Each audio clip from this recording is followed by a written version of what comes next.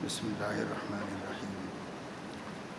الحمد لله رب العالمين، والصلاة والسلام على أشرف الأنبياء وسيد المرسلين سيدنا وحبيبنا محمد وعلى آله وأهل بيته وصحبه أجمعين. أما بعد، قال الله تبارك وتعالى: والذين يتلون كتاب الله وأقاموا الصلاة وأنفقوا مما رزقناهم سرا وعلانية يرجون تجارة لن تبور ليوفيهم أجورهم ويزيدهم من فضله إنه غفور شكور.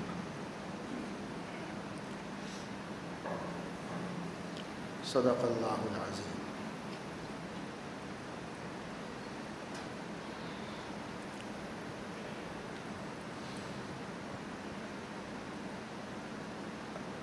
رمضان المبارک کے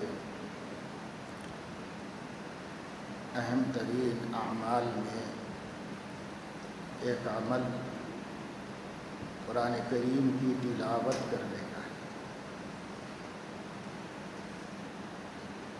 اس مہینے کو اللہ کے کلام سے خاص مناسبت ہے،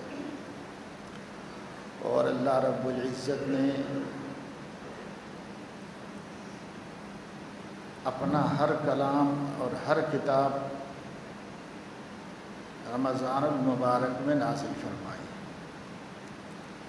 مورخین نے تاریخیں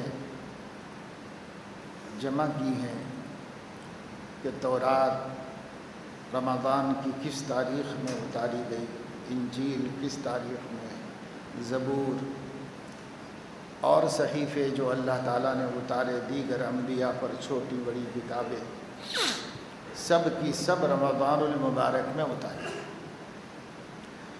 اور قرآن کریم جو اللہ تعالیٰ کا کلام ہے، کتاب بھی ہے کلام بھی ہے، جو صرف قرآن مجید کی خصوصیت ہے، اور یہ کلام اللہ تبارک و تعالی شانہ کی ذات عالی میں سے خارج ہوا ہے.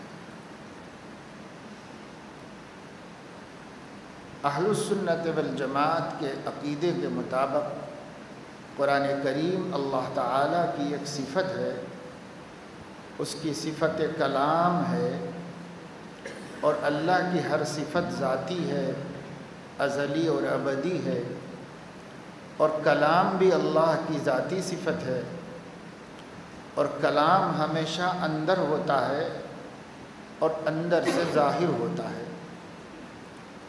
کلام اللہ بھی اللہ کی ذات سے ظاہر ہوا ہے.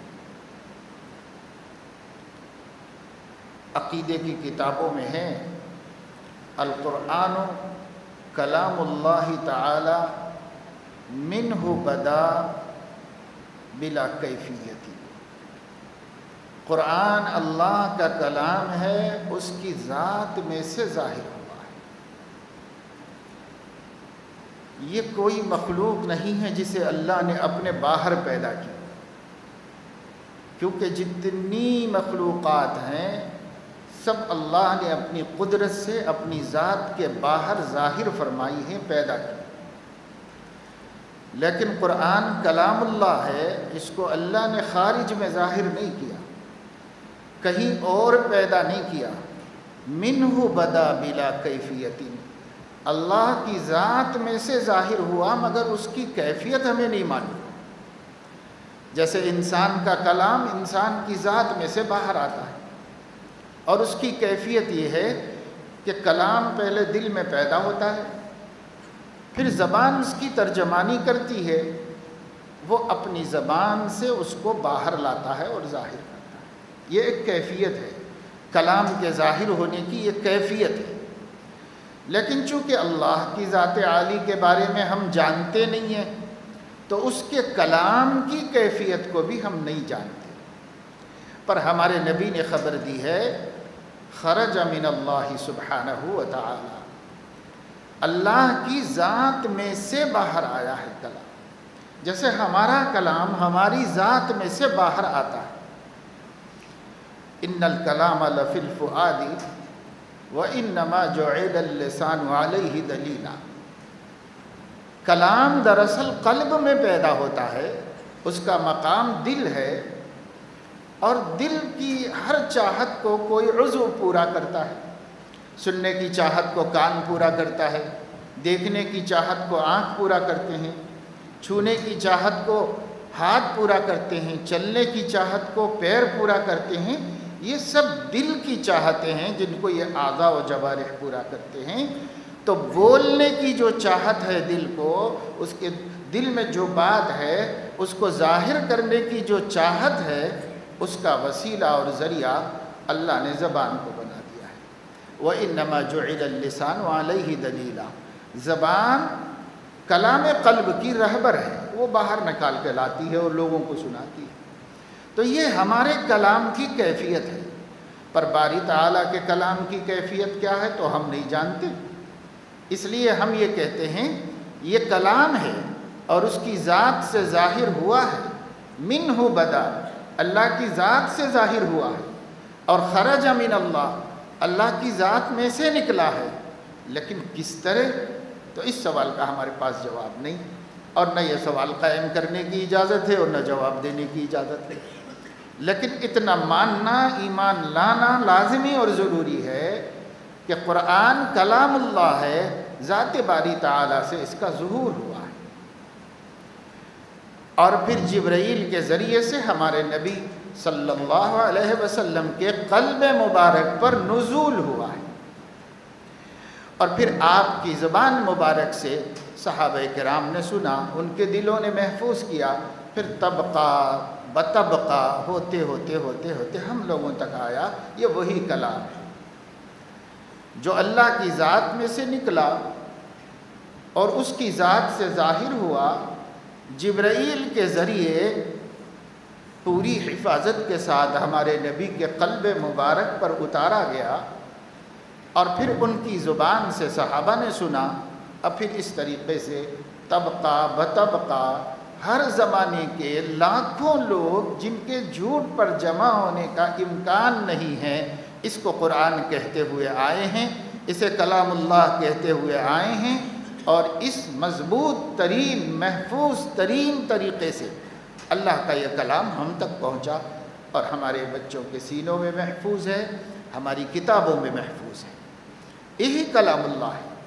اس کلام کو دوسری تمام آسمانی کتابوں پر شرف اور عزت حاصل ہے، اور ایک مقام حاصل ہے کہ جتنی کتابیں اللہ نے نبیوں کو دیں وہ سب کی سب کتابیں ہیں جو لوح محفوظ سے ڈائریکٹ اتار دی گئی ہیں، اور یہ کتاب نہیں ہے، کتاب ہونے کے ساتھ ساتھ کلام اللہ بھی ہے، اور یہ لوح محفوظ سے نہیں لا کے اتار دی گئی، بلکہ یہ اللہ تعالیٰ نے اپنی ذات میں سے ظاہر فرمایا، خود تکلم کیا، خود اللہ نے اس کو پڑھا. پھر جبرائیل نے سنا، پھر جبرائیل نے پڑھا، حضور علیہ السلام نے سنا، پھر حضور علیہ السلام نے پڑھا، صحابہ کرام نے سنا.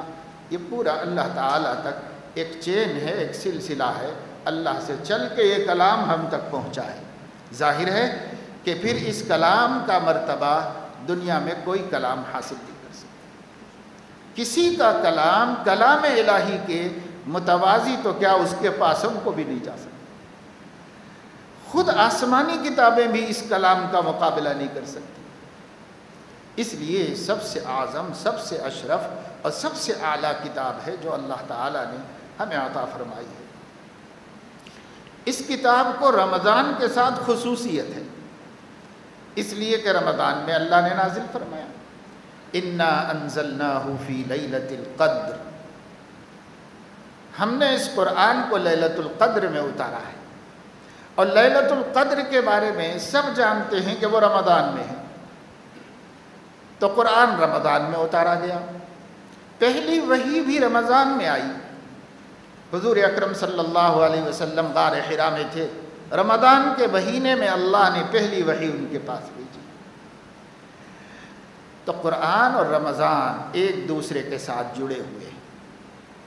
اسی لیے قرآن کریم میں جب رمضان کا ذکر فرمایا تو اس کا تعارف ہی قرآن والے مہینے سے کر دیا۔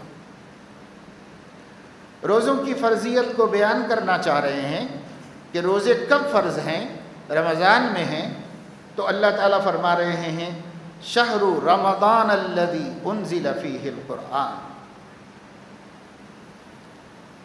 ھدی للناس وبینات من الھدی والفرقان۔ یہ بیچ میں جملہ معترضہ ہے، رمضان کا تعارف ہے صرف، اور اصل تو کہنا یہ چاہ رہے ہیں شہر رمضان فمن شہد منکم الشہر فلیصم۔ کہنا یہ چاہ رہے ہیں اللہ تعالیٰ رمضان کا مہینہ جس کو ملے تو اس کو چاہیے کہ روزہ رکھے۔ تو بیان یہ ہے، موضوع یہ ہے شہر رمضان فمن شہد منکم الشہر فلیصم۔ دیکھو رمضان کا مہینہ جس کو مل جائے یہ مہینہ اس کو چاہیے کہ روزہ رکھے۔ تو بتانا یہ چاہ رہے ہیں، لیکن بیچ میں اللہ نے ایک جملہ بڑھایا الذی انزل فیہ القرآن ھدی للناس وبینات من الھدی والفرقان۔ یہ پورا تعارف قرآن کا ہے، اس کا رمضان سے کوئی تعلق یا اس حکم سے کوئی تعلق نہیں، لیکن اس کا قرآن سے تعلق ہے۔ کیا فرما رہے ہیں؟ وہ مہینہ رمضان کا مہینہ، وہ مہینہ جس میں قرآن اتارا گیا، یہ رمضان کا تعارف ہے۔ رمضان کا مہینہ وہ مہینہ جس میں قرآن اتارا گیا، اور قرآن کیا ہے؟ ھدی للناس، انسانیت کی ہدایت کا سبب ہے۔ ساری انسانیت، بے ایمان کو بھی قرآن سے ہدایت ملتی ہے اور ایمان والے کو بھی قرآن سے ہدایت ملتی ہے، الا یہ کہ جس کا دل زیغ کے مرض میں مبتلا کر دیا گیا، جس کے دل میں کجی ہو، جس کا دل ہی ٹیڑھا ہو، اس کو چاہے وہ مسلمان ہو چاہے غیر مسلم ہو، قرآن سے اس کا دل ہدایت نہیں پاتا۔ لیکن قرآن تو سراسر ہدایت ہے، سراسر ہدایت ہے۔ اس لیے قرآن کریم کو جو غیر مسلم پڑھتے ہیں تو ان غیر مسلموں کا بھی حال یہ ہے کہ وہ اس سے گمراہ نہیں ہوتے، البتہ تعصب کی وجہ سے مسلمان بھی نہیں ہوتے، لیکن قرآن ان کو گمراہ نہیں کیا ہے، قرآن نے ان کو سیدھا رستہ بتا دیا، وہ سمجھ گئے ہیں۔ جنہوں نے قرآن پڑھا خالی الذہن ہو کر، چاہے ایمان والا ہو چاہے بے ایمان، اگر ذہن خالی رکھ کر قرآن کا مطالعہ کرے، پہلے سے قرآن کے بارے میں کوئی غلط بات دھیان میں نہ رکھے، تو وہ چاہے کسی مذہب دھرم کا انسان ہو، عقل سلامت ہے تو قرآن سیدھا رستہ اس کو بھی دکھاتا ہے، سب کو دکھاتا ہے۔ ذالک الکتاب لا ریب فیہ ھدی للمتقین۔ شروع میں اللہ نے فرما دیا یہ کتاب، اس میں کوئی شک نہیں ہے، یہ متقین کو ہدایت دیتی ہے۔ ھدی للناس تو ہے، لیکن خاص طور سے مومنین کو ہدایت دینا اس لیے کہا کہ مومن چونکہ اعتقاد خالص کے ساتھ پڑھتا ہے تو اس کو سیدھا رستہ ملتا چلا جاتا ہے، اس لیے ھدی للمتقین، ایمان والوں کے لیے ہدایت کا سامان ہے انجام کے اعتبار سے، ورنہ نفع کے اعتبار سے تو ھدی للناس ہے۔ یہاں اس آیت میں فرما رہے ہیں سورہ بقرہ ہی کی الذی انزل فیہ القرآن ھدی للناس، پوری انسانیت کے لیے ہدایت ہے قرآن۔ جو بھی قرآن مجید سے ہدایت نہیں پاتا تو اس کا دل ٹیڑھا ہوتا ہے، اس لیے ہدایت نہیں پاتا۔ اما الذین فی قلوبہم زیغ فیتبعون ما تشابہ منہ ابتغاء الفتنة وابتغاء تأویلہ وما يعلم تأویلہ الا اللہ والراسخون فی العلم یقولون آمنا بہ قرآن میں کچھ مضامین ہیں جو محکم ہیں، اکثر قرآن یہی ہے۔ قرآن میں کچھ مضامین ہیں جو مشتبہ ہیں، یہ بہت چھوٹا سا حصہ ہے قرآن کا۔ اللہ تعالیٰ اس کے بارے میں قرآن ہی میں فرما رہے ہیں، جن آیتوں میں ہم نے اشتباہ رکھا ہے، جو متشابہات کہلاتی ہیں، ان آیتوں کے بارے میں میرے بندوں میں سے جو جاہل ہیں ان آیتوں میں گھس کر اپنا ایمان خراب کرتے ہیں اور گمراہ ہو جاتے ہیں،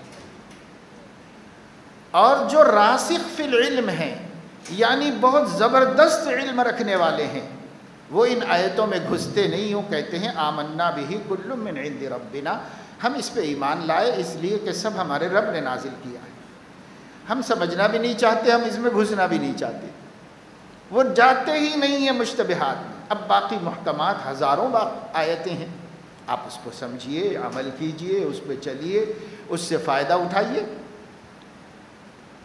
تو جو کچھ قرآن کا نازل ہونے کے بعد اثر سامنے آنے والا تھا وہ بھی اللہ نے پہلے ہی بیان کیا۔ یضل بہ کثیرا ویہدی بہ کثیرا، اس قرآن کو پڑھ کے بعض لوگ بھٹکتے ہیں، بعض لوگ سیدھا راستہ پاتے ہیں۔ کون بھٹکتا ہے؟ اما الذین فی قلوبہم زیغ، جن کے دلوں میں پہلے سے ٹیڑھ ہے، پہلے سے کجی ہے، پہلے سے عداوت اور عناد چھپا ہوا ہے۔ جیسے آپ وقفے وقفے سے کبھی کبھی میڈیا میں سنتے رہتے ہیں اور بہت آگ بگولا ہوتے ہیں کہ صاحب فلاں کو اس پہ اعتراض ہے، فلاں کو اس پہ اعتراض ہے۔ ایک بے ایمان کو بھی اعتراض ہے اور ایک اپنے آپ کو ایمان والا کہنے والے بے ایمان کو بھی اعتراض ہے۔ وہ بھی بے ایمان ہے جس کو قرآن پر نظر ثانی کی ضرورت سمجھ میں آئی، وہ ایمان والا نہیں ہے۔ وہ بے ایمان ہے جس کے قرآن کو ایک حرف کے بدلنے کی ضرورت سمجھ میں آتی ہے، وہ بے ایمان ہے، وہ ایمان والا نہیں ہے۔ وہ نکل گیا اسلام سے، پہلے سے مسلمان تھا تو بھی مرتد ہو گیا۔ تو ہم کیا ایک کافر ہے پیدائشی، ایک خدا کی توفیق سے مسلمان گھر میں پیدا ہو کے کافر بن گیا ہے، دونوں کافر مرتد ہیں، ان کو کیا کرنا ہمیں؟ ہم لوگ خواہ آگ بگولا ہوتے ہیں۔ اس کا حل کیا ہے؟ اس کا کیا فائدہ ہے؟ اللہ فرما رہا ہے کہ کچھ لوگ بھٹکتے ہیں اور قرآن کا نام لے کر بھٹکتے ہیں، لیکن کچھ لوگ ہیں، صدیوں میں ایک آدھ کوئی ہوتا ہے، سینکڑوں برس میں دنیا بھر میں کہیں کوئی بے وقوف، کوئی شقی بد نصیب قرآن کے بارے میں زبان کھولتا ہے، ورنہ کیا ایمان والے کیا بے ایمان کوئی بھی قرآن کے بارے میں زبان نہیں کھولتا۔ کوئی بد نصیب، اب وہ ہونا ہی ہے، اللہ نے بیان کر دیا تو ہونا ہی ہونا ہے کہ ایسے کچھ لوگ تو پیدا ہوتے رہیں گے ہر دور میں، آئندہ بھی ہوں گے، ان کو اللہ خود نمٹے گا۔ اور اللہ تبارک و تعالی شانہ اپنی قرآن کی صداقت و حقانیت کو قلوب پر اس کا رعب جمانے کا ذمہ دار ہے، اور آج بھی اللہ کے بندوں کی اکثریت بلکہ 99% اور اس سے بھی آگے آپ 0.9 کہہ سکتے ہیں، دلوں پہ رعب جمع ہوا ہے قرآن کا، آج بھی جمع ہوا ہے، پوری دنیا کے دلوں پہ جمع ہوا ہے۔ اب ایک آدھ کوئی بندہ ہر زمانے میں ہر علاقے میں ضرور کھڑا ہوگا جو اللہ کی مخالفت کرے گا، ایسا بھی کھڑا ہوگا جو قرآن کی مخالفت کرے گا، ایسا بھی کھڑا ہوگا جو نبی کی مخالفت کرے گا۔ ہر حق کے مقابلے میں دشمن کا ہونا لازمی اور ضروری ہے، اور یہ دشمنی جب تک کسی کو جرأت ملتی ہے وہ کھڑے ہو کے ظاہر کرتے ہیں، ان کے دلوں کا بغض عناد باہر آتا ہے، ورنہ ان کا ضمیر بھی کہتا ہے کہ میں جو کہہ رہا ہوں یہ سچ نہیں کہہ رہا ہوں، ان کا ضمیر بھی کہتا ہے۔ جحدوا بها واستيقنتها انفسهم ظلما وعلوا،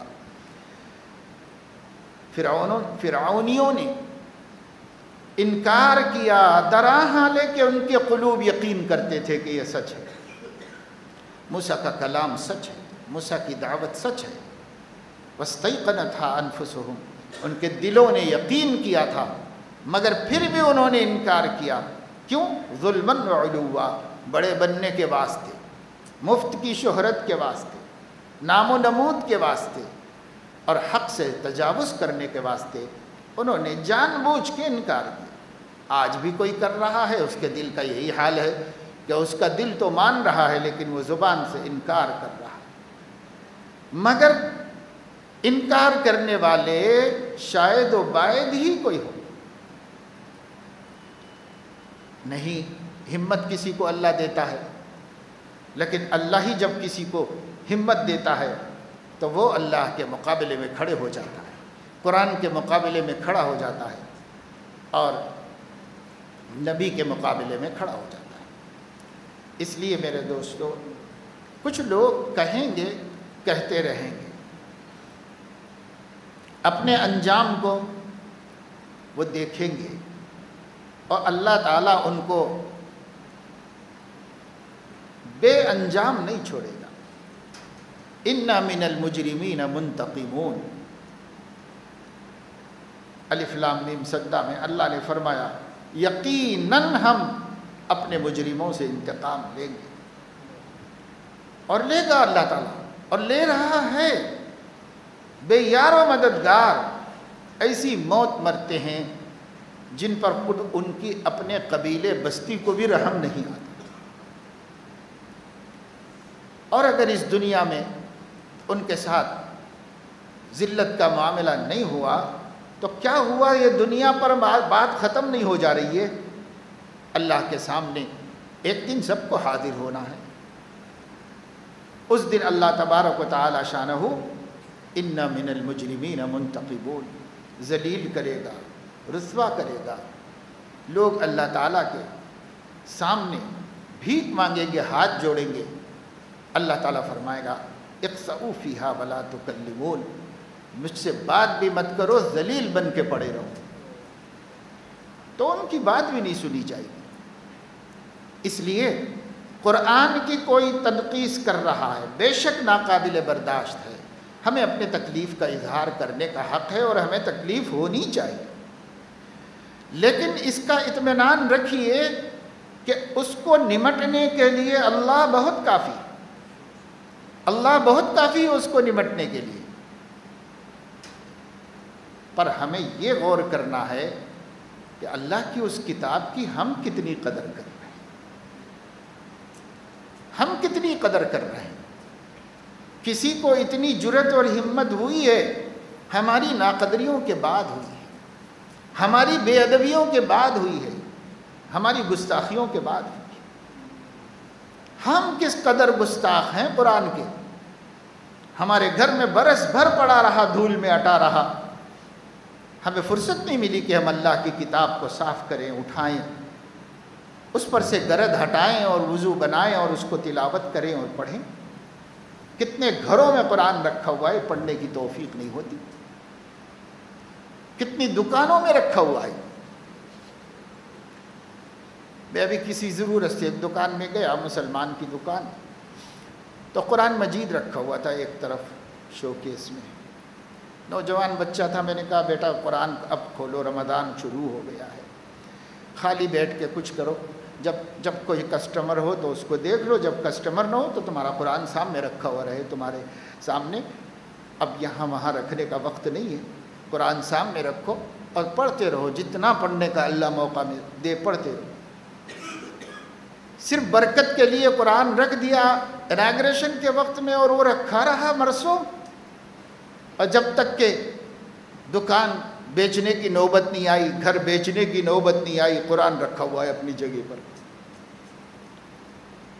استغفر اللہ ربی من کل ذنب اذنبتہ واتوب الیہ، ہر آدمی کو استغفار کرنا چاہیے، توبہ کرنا چاہیے۔ اللہ کی کتاب رکھنے کے لیے تھی یا پڑھنے کے لیے، سمجھنے کے لیے اور عمل کرنے کے لیے؟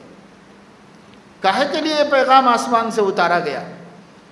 کاہے کے لیے اتنے سارے انتظامات کیے گئے؟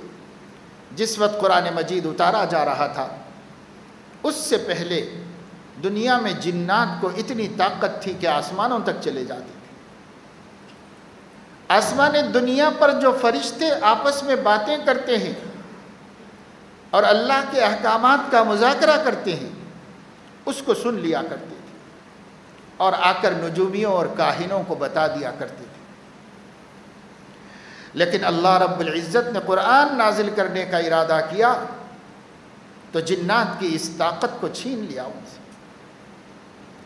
اور اللہ رب العزت نے ستاروں کو حکم دیا کہ اگر جنات آسمانوں کی طرف چڑھنے کی کوشش کریں تو وہ ستارے ان پر ٹوٹے اور انہیں جلا دیں۔ جعلناها رجوما للشیاطین، ہم نے ستاروں کو کوڑے بنا دیا، کوڑے شیاطین کے واسطے، مار کے بھگاتے ہیں، قریب آنے نہیں دیتے۔ جب جنات کے بڑوں نے اور سرداروں نے یہ بات سنی کہ اب ہم اوپر جا نہیں پاتے، اب ہمیں مار کے بھگایا جاتا ہے، اب ہمارے اوپر نجم محرک جلا دینے والا ستارہ ٹوٹ کے گرتا ہے ہمارے اوپر، ہم نہیں جا پا رہے ہیں، تو سرداروں کی میٹنگ ہوئی اور سرداروں نے کہا کیا بات ہے، یہ خاص تبدیلی دنیا میں کیوں آئی ہے؟ ایک زبردست انقلاب تھا ان کے واسطے، یہ کیا تبدیلی ہے، یہ کیا تحفظ اور حفاظتی انتظامات ہو رہے ہیں، کیسی سیکورٹی ہے؟ حیران ہو گئے۔ اس کے بعد انہوں نے جماعتیں بنائی، لشکر، ایک ایک لشکر کو، ایک کو یمن کی طرف بھیجا، ایک کو شام کی طرف بھیجا، ایک کو داہنے بھیجا، ایک کو بائیں بھیجا۔ حجاز سے وہاں کے سردار جناتوں نے جگہ جگہ بھیج دیا، معلومات کرو کہ کیا تبدیلی دنیا میں آئی ہے اور یہ زبردست انقلاب کیوں ہوئے، ہمارے اوپر یہ پابندیاں کیسی ہیں۔ اس کو چوں طرف بھیج دیا۔ ان لشکروں میں سے ایک لشکر حضور اکرم صلی اللہ تعالی علیہ وسلم کے پاس محصب میں پہنچا، جہاں آپ نماز فجر میں قرآن کریم کی تلاوت فرما رہے ہیں۔ وہاں اس نے رک کر ان لوگوں نے سنا، اور ان لوگوں نے اسی وقت کہا اوہو، یہ بات ہے جو ہمارے اوپر پابندیاں لگائی گئی ہیں، یہ کلام کہاں سے آ گیا، کیسے آ گیا ان کے اوپر، یہ پوری حفاظت میں لایا جا رہا ہے اور پوری حفاظت میں پہنچایا جا رہا ہے، یہ بات ہے اصل۔ پھر ان لوگوں نے حضور علیہ السلام سے قرآن سنا، قرآن ان کے دلوں پر بھی اثر کر گیا، اور انہوں نے اسی مجلس میں حضور اکرم صلی اللہ علیہ وسلم کے دست حق پرست پر ایمان قبول کیا، اور انہوں نے وعدہ کیا کہ ہم جا رہے ہیں اور ہم اپنی قوم کو اور تمام جنات کو آپ کی دعوت پہنچا دیں گے۔ اور انہوں نے پہنچائی۔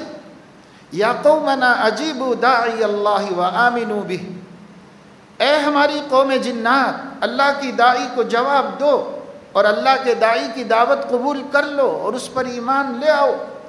یغفر لکم من ذنوبکم ویجرکم من عذاب علیم، اللہ تمہارے گناہوں کو معاف کر دے گا اور عذاب علیم سے تمہیں بچا لے گا۔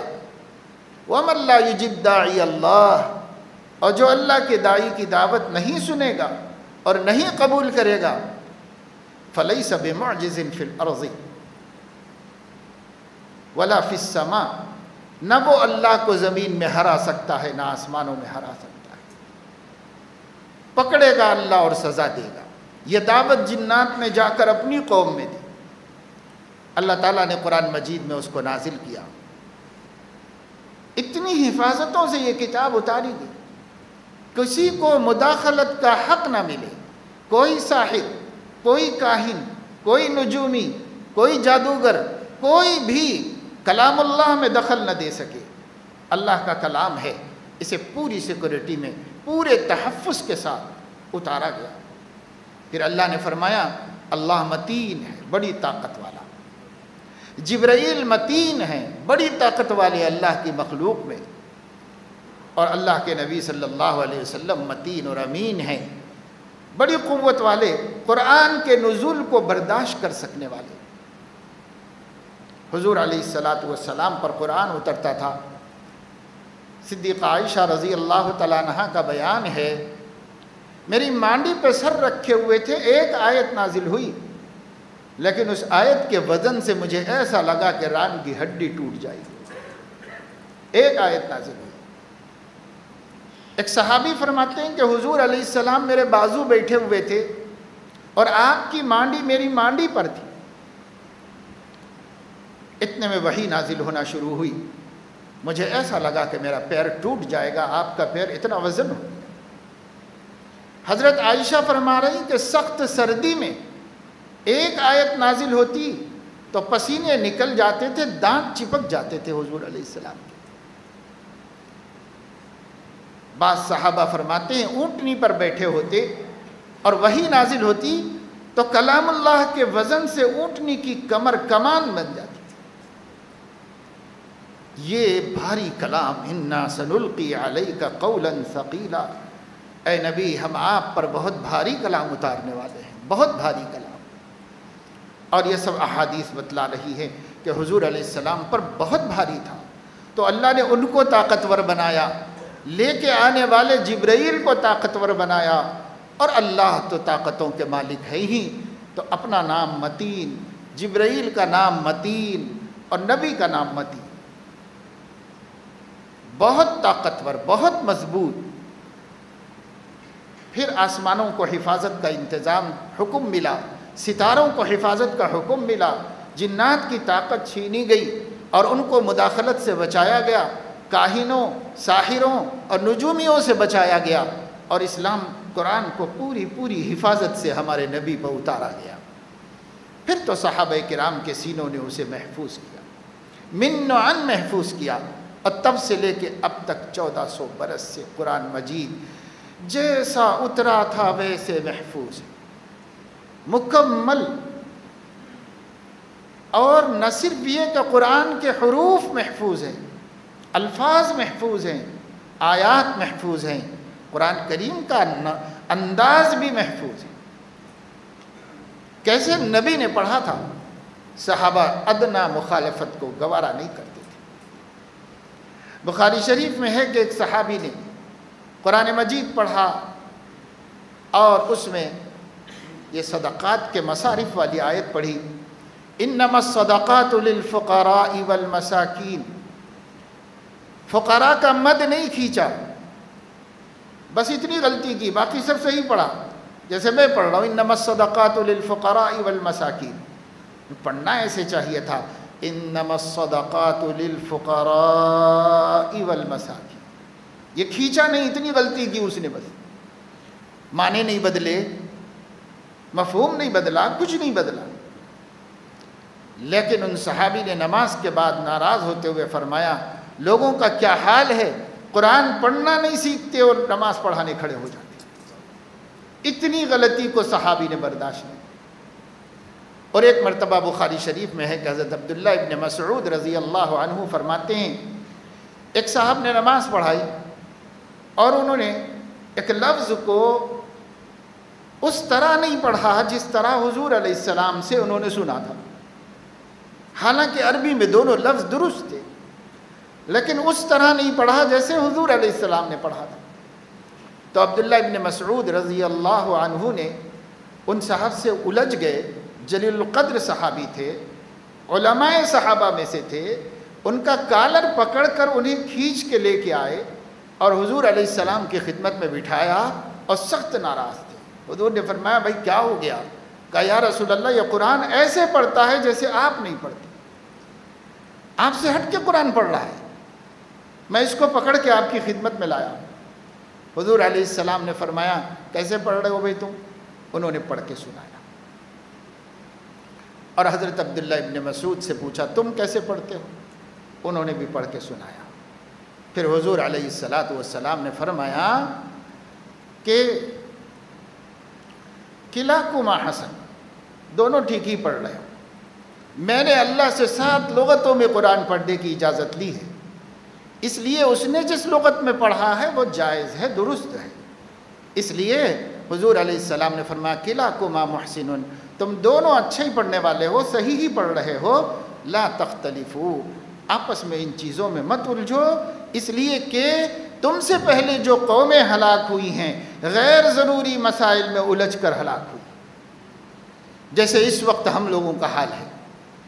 جو اہم مسائل ہیں وہ پیٹھ کے پیچھے ڈال دیا ہے، قرآن کے ہوں یا حدیث کے ہوں، اور جو مسائل میں گنجائش ہے چل سکتا ہے اس میں مدھم بھیڑ ہو رہی ہے، ایک دوسرے کو تبلیغ ہو رہی ہے، ایک دوسرے کو غلط بتایا جا رہا ہے، ایک دوسرے کو نصیحت۔ حضور نے ان دونوں صحابہ دونوں نے صحیح پڑھا تھا، گنجائش تھی بھائی، جب گنجائش تھی تو اس کی تبلیغ کیوں کی تم نے؟ کیوں ان کو مجبور کیا کہ ایسے ہی پڑھو جیسے میں پڑھتا ہوں؟ آج ہم لوگ بھی تو یہی کرتے ہیں نا کہ صاحب میں ایک چیز مانتا ہوں تو سب پہ مسلط کر رہے ہیں کہ نہیں صاحب وہ نماز ہوتی نہیں، وہ نماز ہوتی نہیں، نماز صحیح پڑھو، نماز سیکھو، نماز سیکھو، نماز صحیح پڑھو، حالانکہ بیچارہ برسوں سے پڑھ رہا ہے اور علماء سے سیکھ کے پڑھ رہا ہے، اور آپ کہہ رہے ہیں کہ ہوتی نہیں ہوتی نہیں، آپ کہہ رہے ہیں اور 1400 سال سے ہو رہی ہے، اب آ گئے ہیں فتوے دینے والے کہ نہیں ہوتی نماز۔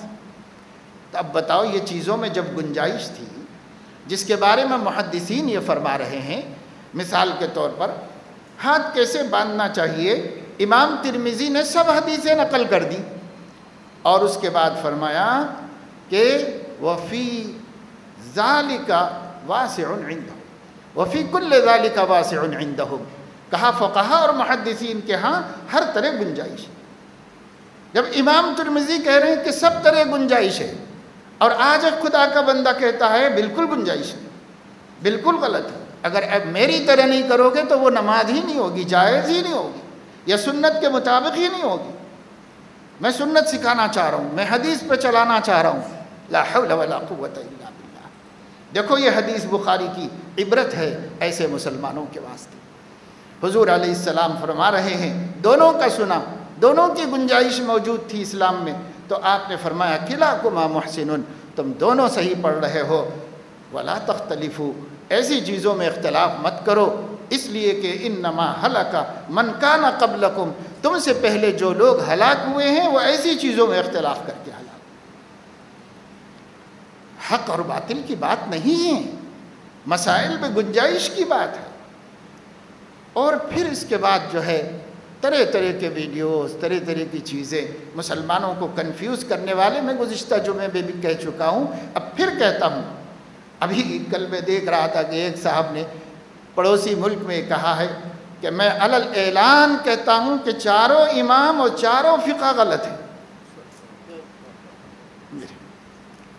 تو بھائی 1400 سال سے مسلمان، تمہارے آباء و اجداد سب جہنم میں گئے، سب غلط ہو گئے، امام شافعی جہنم میں چلے گئے، امام اعظم ابو حنیفہ جہنم میں چلے گئے، جو دنیا کی لاکھوں علماء کی زبان نے جنہیں امام اعظم کہا وہ جہنم میں چلے گئے، سب گمراہ ہو گئے۔ تف ہے ایسے جاہلوں کے اوپر جو امت کو اس وقت میں بانٹ بانٹ کے رکھنا چاہ رہے ہیں اور امت کو ان کا دین قبول، ان کے دین پہ ان کو چلنے نہیں دے رہے، اور میں جو مانتا ہوں سب مانے، میں جو مانتا ہوں سب مانے، یہ مسلط کرنے کا جس جماعت کو، جن افراد کو یہ بیماری لگ گئی ہے، یہ امت کے دشمن ہیں، یہ مسلمانوں کے خیر خواہ ہوں سے، مسلمانوں کے خیر خواہ، یہ دشمن ہے مسلمانوں کے، یہ مسلمانوں کو خوشحال دیکھنا نہیں چاہتے، یہ مسلمانوں کو کامیاب دیکھنا نہیں چاہتے، یہ مسلمانوں کو متحد دیکھنا نہیں چاہتے۔ اللہ بچائے ایسے ظالموں سے جو دین کے نام پر مسلمانوں کا بٹوارہ کر رہے ہیں۔ تو حضور علیہ السلام نے نصیحت فرمائی، میں صرف یہ بتا رہا تھا کہ دیکھو صحابہ ذرا سی غلطی برداشت نہیں کرتے، تو یہ قرآن مجید سیکھنے کی چیز ہے۔ صحابہ نے الفاظ بھی محفوظ کیے، آیات بھی محفوظ کی اور انداز بھی محفوظ کیا۔ پھر وہ صرف 7 لغتیں ہیں، اس کے آگے تو اب بھی اجازت نہیں۔